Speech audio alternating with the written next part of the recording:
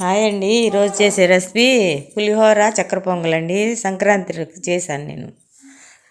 తయారు చేసే విధానం: ముందు 3 డబ్బాలు బియ్యం గడిగి పెట్టుకున్నానండి. కేజీ బియ్యం అన్నమాట. చింతపండు నానబెట్టాను 10 నిమిషాల ముందే, నానిపోయింది. ఇప్పుడు చింతపండు గుజ్జు వేసుకుని జల్లెళ్ళు వేసుకుని వడకట్టుకున్నాం. ఈ జల్లెళ్ళు అయితే బాగా పులుసు బాగా వచ్చిద్దండి.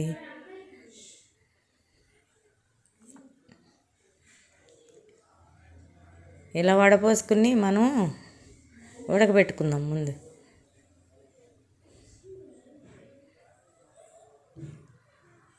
నేనైతే 2 సార్లు తీసానండి. పులుసు కరెక్ట్గా వచ్చింది.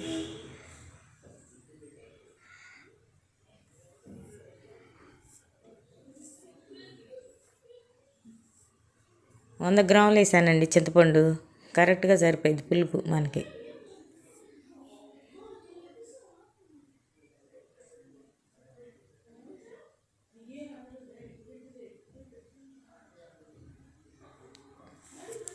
ఇంకా పులుపు కానీ ఎక్కువ అవ్వదు, తక్కువ అవ్వదు. కరెక్ట్గా కొలతలతో సరిపోయిద్ది అనమాట మనకి.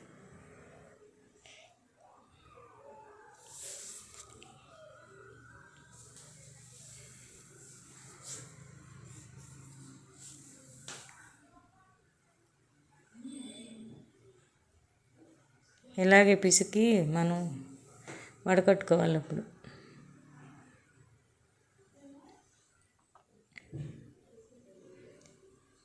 దానిలో 2 స్పూన్లు పచ్చిపప్పు వేసుకోవాలండి. 4 పచ్చిమిర్చి ఇరిసి వేసుకుని, కొంచెం పసుపు,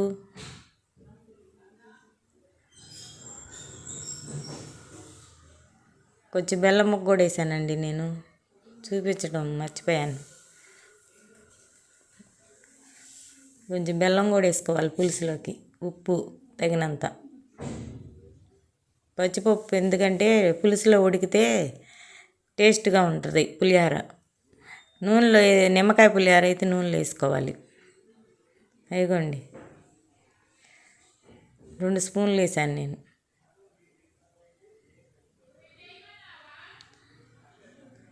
నాలుగు పచ్చిమిర్చి ఇలా ఎరగదీసి పులుసులో వేయాలి.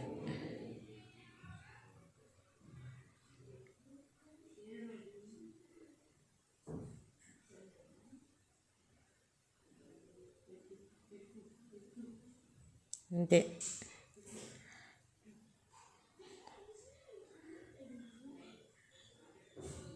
కొంచెం కళ్ళుప్పు వేసానండి రుచి సరిపడా కొలతకి. కొంచెం పసుపు, కొంచెం బెల్లం ముక్క కూడా వేసానండి. అది చూపించలేదు.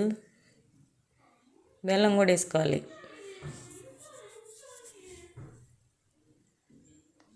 చిన్న బెల్లం ముక్క అంటే సరిపోయింది. పొయ్యి మీద పెట్టి ఇలా సిమ్లోనే ఉడకబెట్టుకోవాలి మనం చిక్కపడిన దాకా. ఇలా తిప్పుతూనే ఉండాలి, అడుగంటిద్ది.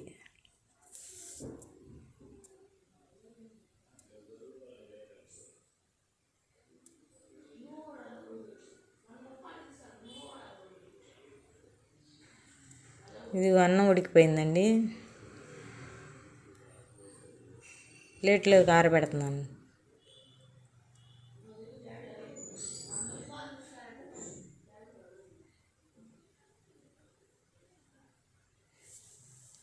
స్పూన్ పసుపు,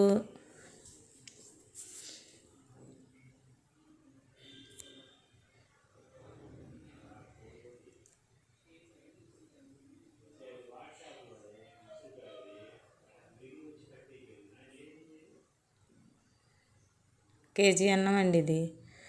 ఇదిగో స్పూన్ పసుపు వేసుకోవాలి. కొంచెం జీలకర్ర వేసుకోవాలి. జీలకర్ర బాగా మంచి స్మెల్ బాగుండిద్ది. స్పూన్ వేసాను నేను. కరివేపాకు, 2 స్పూన్లు ఆయిల్ కూడా వేసుకోవాలి. అది ఆయిల్ వేస్తున్నాను. ఇదంతా వేసి నాకు కలుపుకోవాలి మనం. ఇప్పుడు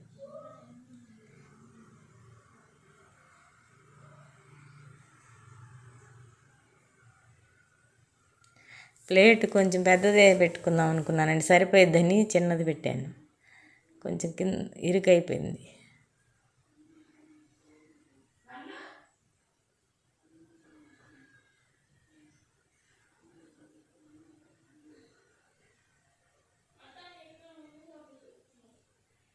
ఎంతో రుచిగా ఉండిద్దండి ఈ చింతపండు పులిహోర అయితే. ఇదే కొలతలతో చేసుకోండి. 100 గ్రాముల చింతపండు. నూనె కూడా 100 గ్రాములు, దీంట్లో 2 స్పూన్లు వేసాను కదా, 100 గ్రాములు సరిపోద్ది.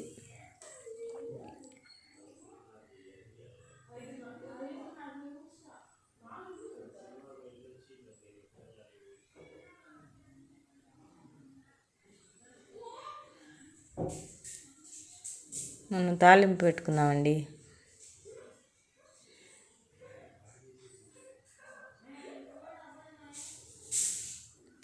ప్యాన్ పెట్టుకోవాలి. ఇక పదార్థాలండి, పల్లీలు, ఆయిల్ పోసుకుంటున్నాను 100 గ్రాములు. కరెక్ట్గా సరిపోయిందండి మాకు. పల్లీలు వేస్తున్నాను.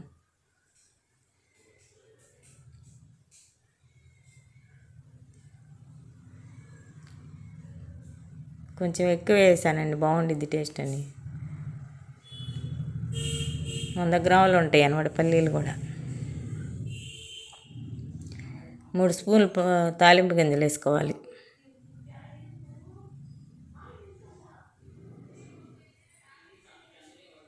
పోపు కరెక్ట్గా ఉంటేనే చింతపండు పులిహోర బాగుంటుంది. 3 స్పూన్లు తాలింపు గింజలు వేస్తున్నాను. కొంచెం వేగినాక ఎండుమిరపకాయలు వేద్దాం.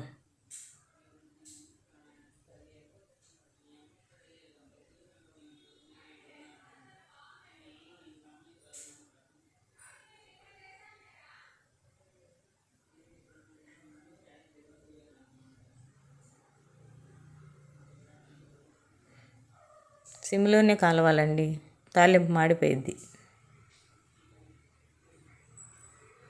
ఎండుమిర్చి వేసుకుందాం.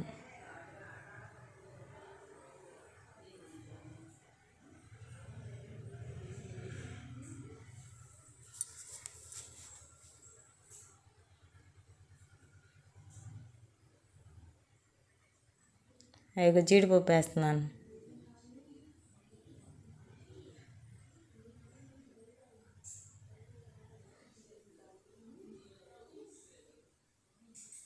కరివేపాకు కూడా వేసుకుందాం. కొంచెం ఎక్కువే పట్టిద్దండి కరివేపాకు.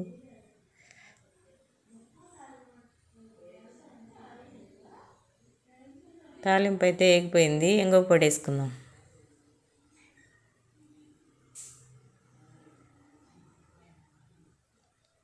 అదిగోండి,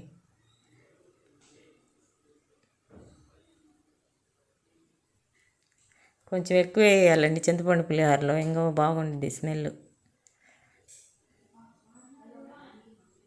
పులిహోరకి అయితే ఇంగువ పొడే రుచి అండి. అదిగో నేను కలుపుతున్నానండి, చూడండి ఎంత చక్కగా అయిపోయింది పులుసు. ఇలా ఉడికించుకోవాలి మనం, చిక్కదనం వచ్చిందాక. నేనైతే ఇప్పుడు చేత్తోనే కలిపేశాను, బాగా కలిసిద్దని.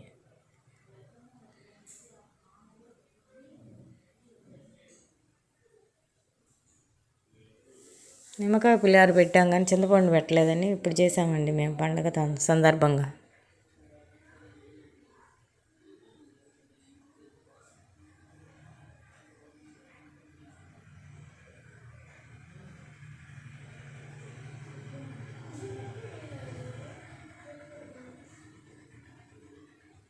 తాలింపు వేసుకొని కలుపుకుందాం.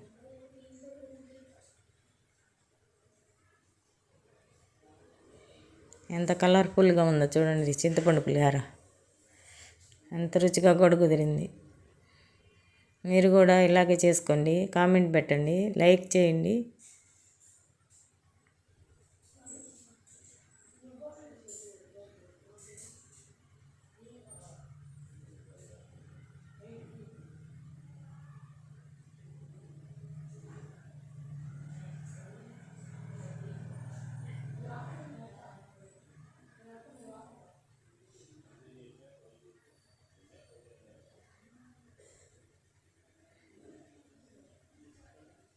అదిగోనండి రెడీ అయిపోయింది.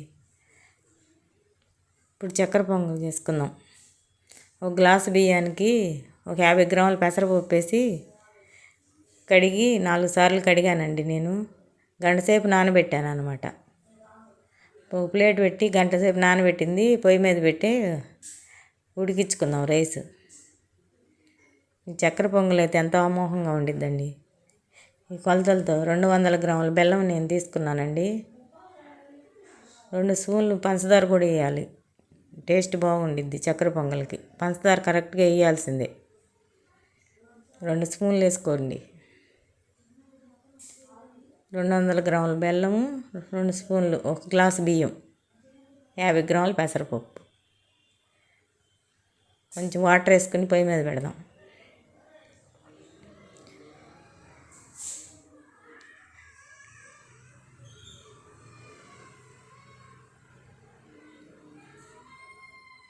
అన్నం పక్కన ఉడుకుతుంది కదండి, బెల్లం కూడా కరిగిద్ది మనకి అంతలోకి.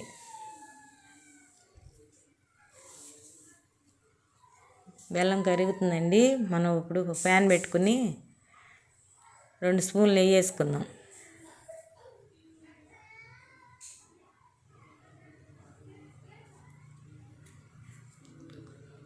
రెండు స్పూన్లు సన్రప్ప ఆయిల్ కూడా వేయాలండి. అచ్చంగా నెయ్యి కన్నా కొంచెం నూనె కూడా వేసుకుంటే టేస్ట్ బాగుండిద్ది.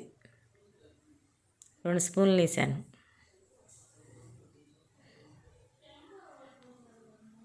కిస్మిస్లు, జీడిపప్పు, ఎండు కొబ్బరి ముక్కలు వేయాలండి చక్కెర పొంగల్కి.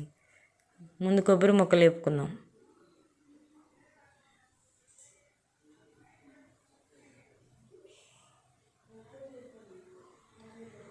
అవి కొంచెం వేగినాక జీడిపప్పు వేసుకుందాం.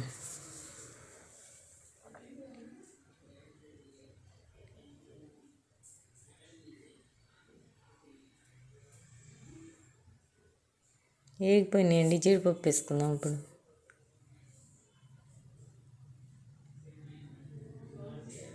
లాస్ట్కి కిస్మిస్ వేసుకోవాలండి, మాడిపోతాయి.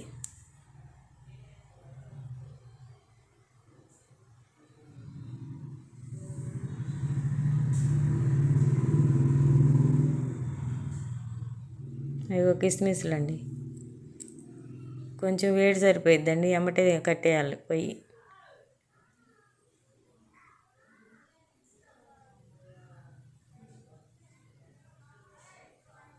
అవి వేగిపోయినాయండి. పాకం పోసుకుందాం ఇప్పుడు అన్నంలో. వేడి వేడి అన్నంలోనే పోయాలి. ఈ పాకం లాగేసుకునిద్ది, అన్నం పీల్చేసిద్ది అనమాట. చక్కెర పొంగల్ అది గుర్తుపెట్టుకోవాలండి. వేడి అన్నంలోనే ఈ పాకం పోయాలి మనం. చల్లారిస్తే పాకం లాక్కోదు.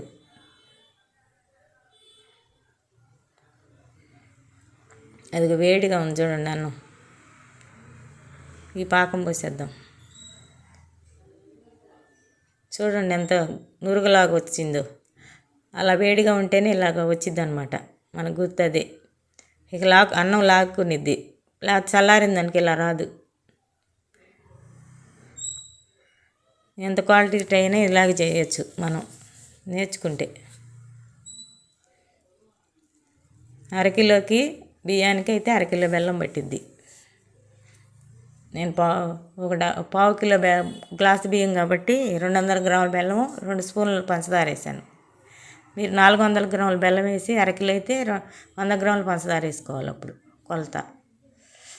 అది చూడండి అలా కరెక్ట్గా సరిపోయింది పాకం.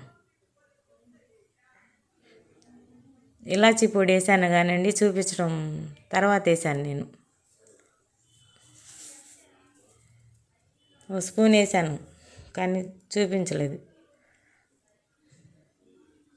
పచ్చకర్పూరం కూడా వేసుకోవచ్చండి, మా దగ్గర లేదు. కానీ మంచి చక్కెర పొంగల్లో కొంచెం పచ్చకర్పూరం వేస్తే ఇంకా టేస్ట్ బాగుండిద్ది, ప్రసాదం లాగా. చూడండి ఎలా ఉందో కలర్ఫుల్గా. బాగా కుదిరిందండి మాకు చక్కెర పొంగలి. పులిహోర బాగా కుదిరింది.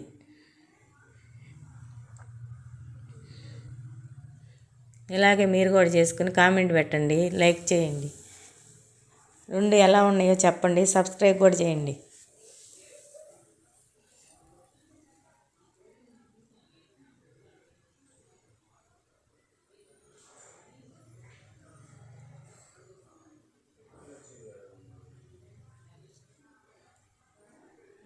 కరెక్ట్గా ఆయిల్ నెయ్యి అది కూడా సరిపోయింది. చూడండి ఎలా కలర్ఫుల్గా ఉండే. సబ్స్క్రైబ్ చేయటం మర్చిపోకండి. ఈ వీడియో నచ్చితే